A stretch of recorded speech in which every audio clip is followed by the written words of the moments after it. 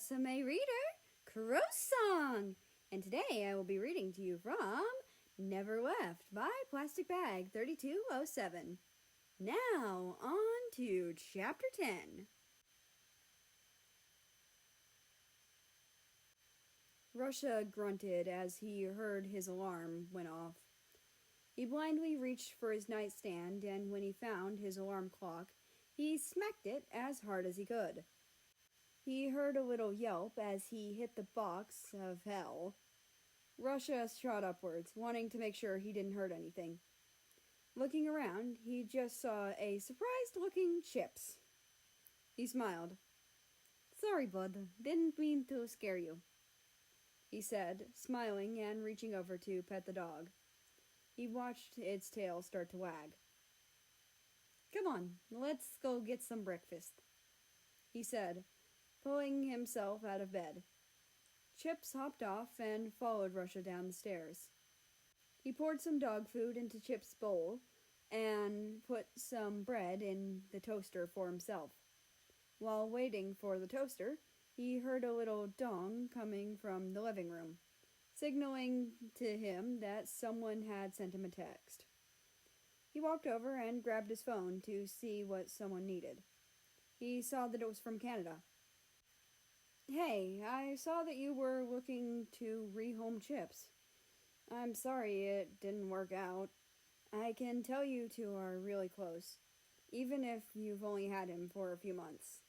But I was talking with Greenland the other day, and he said that he and Tika were looking to get a dog." "Thanks for telling me. Are they married, by the way? I don't know them very well. Mainly because they live so far away and can't come to the UN meetings." "Nope, not yet. It wouldn't surprise me if they did eventually get married.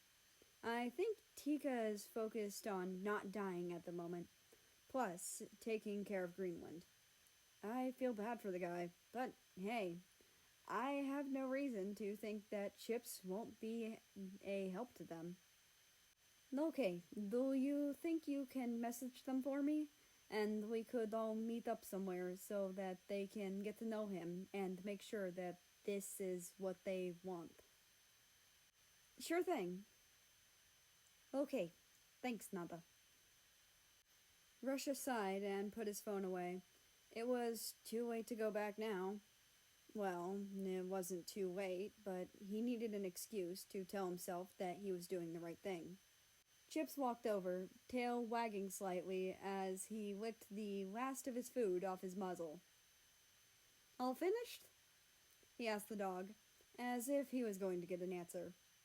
He looked up, hearing the toaster fling the bread upwards. He pulled over and pulled the toast pieces out of the toaster and spread some butter on them. He walked back over to the couch and sat down to eat breakfast. Chips jumped up on the couch, too, licking his muzzle, tail wagging behind him. "Hey, you just ate. This is mine," Russia said, pushing the dog away. He ate quickly as to not torture the dog too much, and headed up to his office to get some work done. The man stood in the doorway of the slightly cluttered room.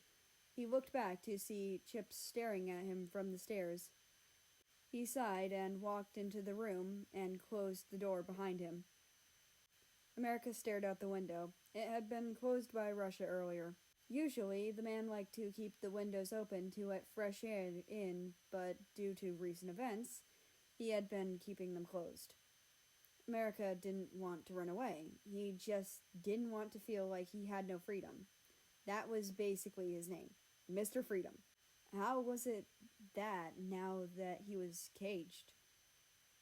He perked his ears as he heard Russia approaching. The man stopped as he saw the white dog redirect its attention to him from the window. He frowned. "Hello, Chips," he said, walking over and sitting on the floor next to the dog. The dog looked into his eyes. "I'm guessing you probably want to get out of the house, don't you?" he said, looking down to his fidgeting hands. "Well, I've decided, just for today, I'll take some time off work and we can go to the park. So, come on, let's go, he said, standing up and grabbing a leash. Chips jumped up, wagging his tail uncontrollably, got into the car, and let Chips ride in his usual spot, the passenger seat. After just a few minutes, Russia parked and let the white dog out of the car. Chips jumped out and barked happily. Russia smiled. He wanted to have a good last few weeks with the dog if Greenland and Antarctica did decide to take him home. He watched as Chips ran ahead towards the other dogs. He smiled and laughed as he watched Chips chase after other dogs and let other dogs chase him. He eventually managed to find a frisbee that no one was using and threw it. He watched as Chips chased it and jumped up in the air to catch it. The man called for his dog to bring it back. Unsurprisingly, the white dog just ran off with it. Russia rolled his eyes. He knew what the dog was trying to do, but he didn't mind. So he ran after the large white dog. Other people and their own canine companions watched, enjoying the sight. Eventually, Russia gave up and sat in the grass. Chips turned around and walked over to the man and dropped the frisbee. Russia chuckled and pet the dog. "Come on, bud, let's go home," he said, standing up and making his way towards the car. The drive back was nice. Chips enjoyed sticking his head out the window of the speeding car. When they got back, Russia opened the car door and let the dog jump out. He sighed, knowing that it was probably going to be a late night because he had taken more time off than he originally had anticipated. Russia sighed. Now it really was too late to go back. He had decided to meet up with Greenland and Antarctica at the park. He was currently driving there right now, Chips in the passenger seat, sticking his head out the window. Russia smiled. The man parked his car and saw Greenland and Antarctica talking with each other. Or, well, it looked like Greenland was doing most of the talking. He let Chips out of the car. "Come on, boy," he said. The dog followed him as he walked over to the other two. They looked over and smiled. "Hello, Russia," Antarctica greeted. "Hello," the tall man greeted. Chips ran up to the couple, wagging his tail and sniffing them.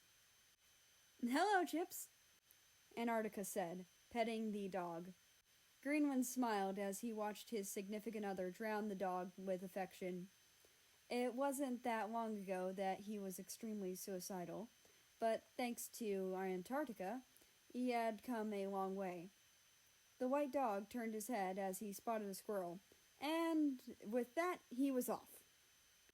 Russia and the two started to talk. He wanted to make sure that they would have plenty of time to spend loving and caring for Chips. They lived about 3 to 4 hours out of town on a large plot of open land. Deer and other wildlife often would walk through. Russia figured that Chips would probably enjoy chasing them around. They also made a good point that because neither of them had too many people, they always had plenty of time to do whatever they wanted. The three talked for a while, watching as the white dog did whatever he pleased. Eventually, Russia had made his decision. "When would you like to pick him up?" And that's the end of this chapter. I hope you enjoyed. Anyway, I'd like to invite you to join the Discord, which is linked down in the description below. That being said, I hope you have a nice rest of your day, night, or whatever it is for you. Just enjoy your time. And I will see you tomorrow.